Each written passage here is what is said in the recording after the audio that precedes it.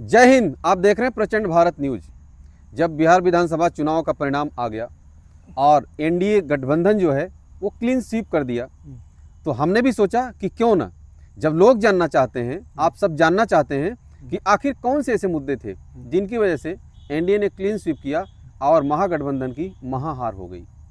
हम जब गांव-गांव और गली-गली में जब घूम रहे थे बिहार में, तो हमने देखा कि वहाँ की जो माताएं बहनें थी, जो बूढ़ी माँ थी, हमने उनसे भी बात किया।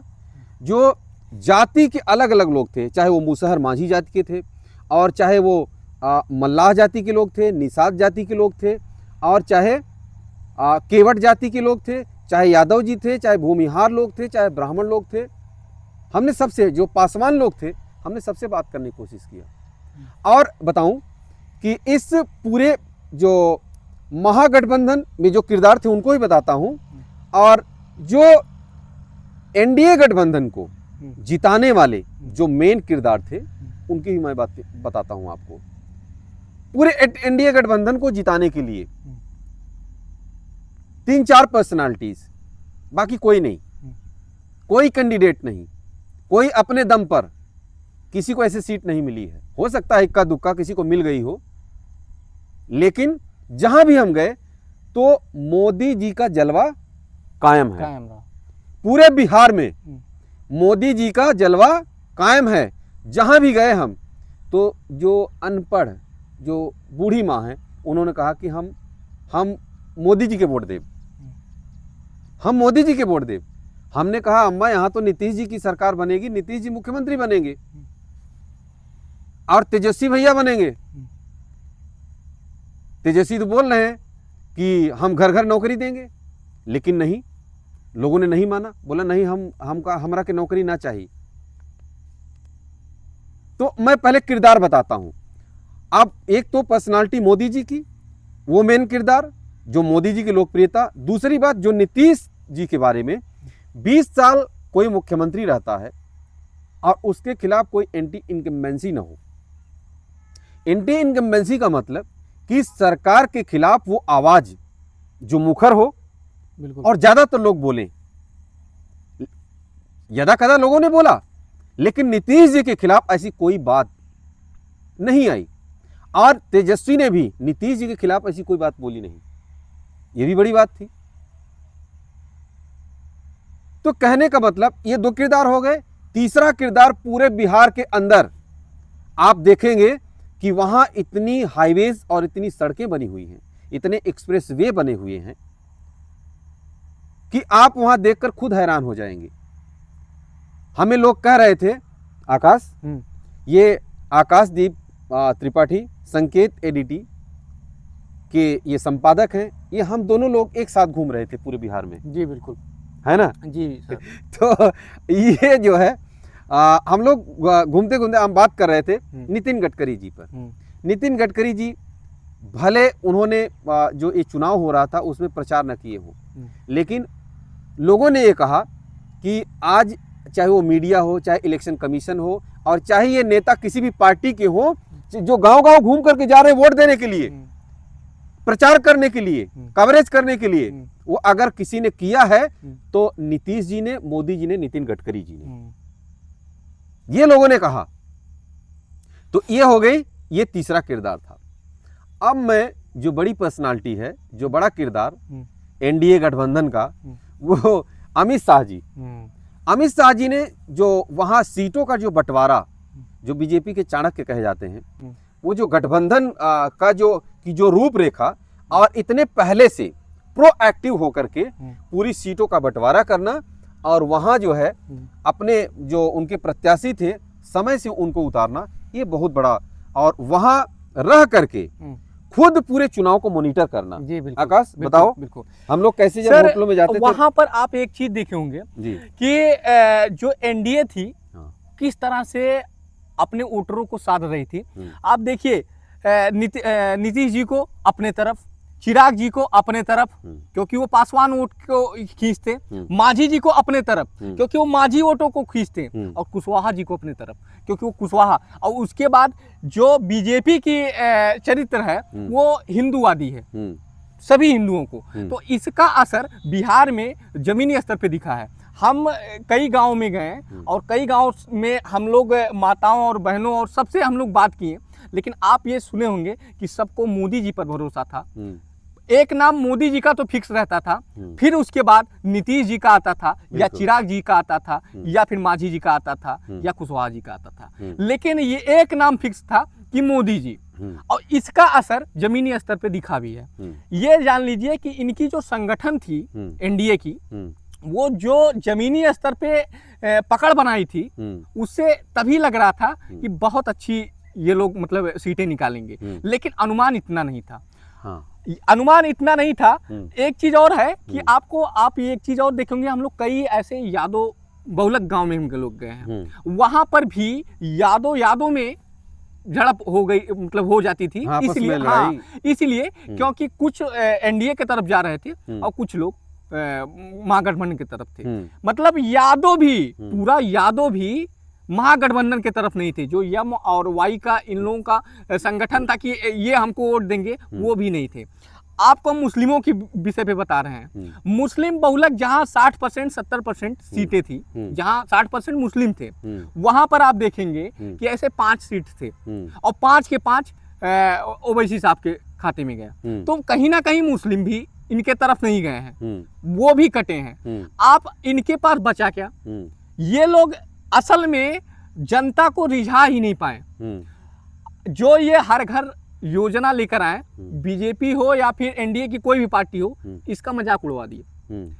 ये असर हुआ कि हर घर कैसे दिया जा सकता है, ये तो पॉसिबल है नहीं है। और ये जनता तक पहुंचा दी कि भाई हर घर कोई नौकरी नहीं दे सकता।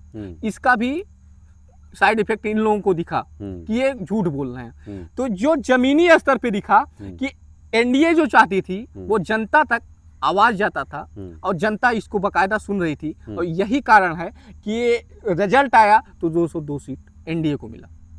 तो कहने वाले पूरे इस चुनाव में एक दुखद बात, तेज प्रताप का हारना। बिल्कुल बिल्कुल। हम लोग गए थे वहाँ 2 दिन हम लोग थे, 4 नवंबर और 5 तारीख को वहाँ तेज प्रताप के यहाँ से हम लोग निकले थे। वहीं थे उनके जो ऑफिस और कार्यालय था, हम लोगों को रुकने की व्यवस्था थी, बिल्कुल वहाँ हम गए।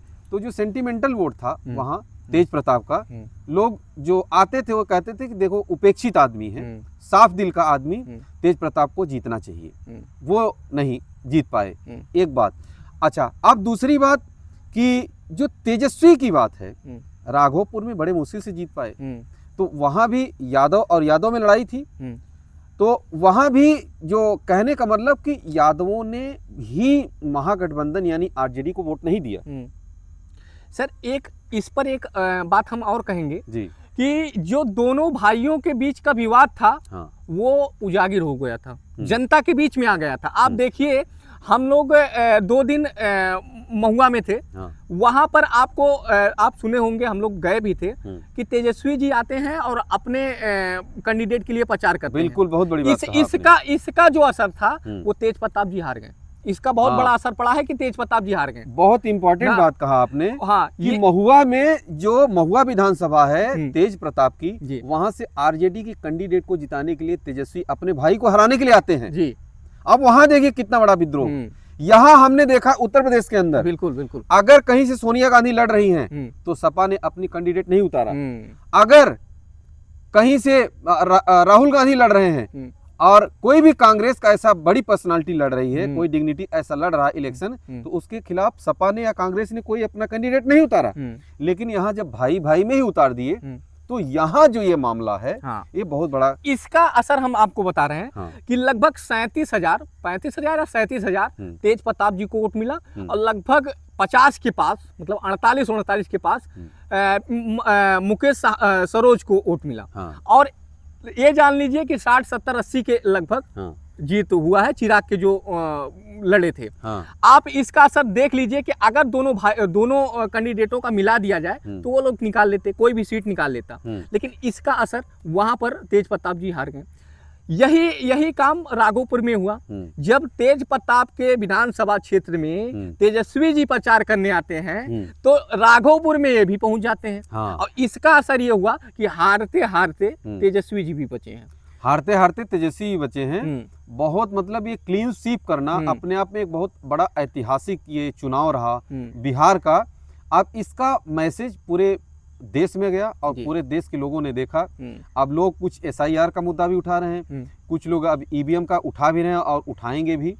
तो ये जी हाँ, सर एक चीज जो आप SIR का और EVM का मुद्दा है, अभी ओवैसी साहब क्या बोले हैं आप सुने शायद हो, हाँ, कि ओवैसी साहब ने सीधे कहा है कि अब ये मुद्दा चलने वाला नहीं है, जनता सब जानती है, आपको धरातल पे उतरना ही होगा, जनता को उनका हक के लिए लड़ना ही होगा। आप सिर्फ EVM का मतलब नाम लेकर वोट नहीं मिलेगा। जो पहले वो ये भी बोल दिए थे कि हमने तो बहुत पहले बोल दिया था कि ये बीजेपी को रोक नहीं पाएंगे, और इसका असर भी दिखा। तो अब कहीं ना कहीं जनता ये नकार रही है कि SIR से कोई प्रभाव पड़ रहा है, या फिर EVM से कोई प्रभाव पड़ रहा है, या फिर हिंदू मंदिरों को गाली देने से कोई प्रभाव पड़ेगा। इसका कोई प्रभाव नहीं पड़ेगा। इसका प्रभाव अगर पड़ेगा तो आप ही पे पड़ रहा है। खेसारी लाल, जो आप हिंदू की बात कर रहे हैं, बिल्कुल बिल्कुल, खेसारी लाल का हारना, उनका ये कहना कि राम मंदिर की जगह अगर वहां हॉस्पिटल बना दिया गया होता। जी बिल्कुल। अरे अब तो जब राम मंदिर बन गया है, विशाल राम मंदिर अयोध्या में स्थापित हो गया है, तब वहां अब उसके बारे में क्या होगा क्या नहीं होगा उसके बारे में क्यों बात कर रहे हो? बिल्कुल। आप तो भाई कलाकार हो, आपको तो सबको साधना चाहिए, आपको सबको साधना था, तो आप वहां हिंदू मुस्लिम और वो ला दिए। एक बहुत बड़ी इंपॉर्टेंट बात, पूरे बिहार के अंदर कोई हिंदू मुस्लिम की बात नहीं चली। हिंदू मुस्लिम का कोई मुद्दा था? सिर्फ खेसारी लाल यही जो किए हैं वही है। इसका असर खेसारी स्वयं भोग लिए हैं। आपको हम बता दें भैया कि इन्होंने जो मंदिर वाला मुद्दा उठाया, दिनेश लाल यादव ने सीधे इनको कोट करके कहा कि ये यादव नहीं है, मुल्ला है। दिनेश लाल का ये मतलब शब्द है।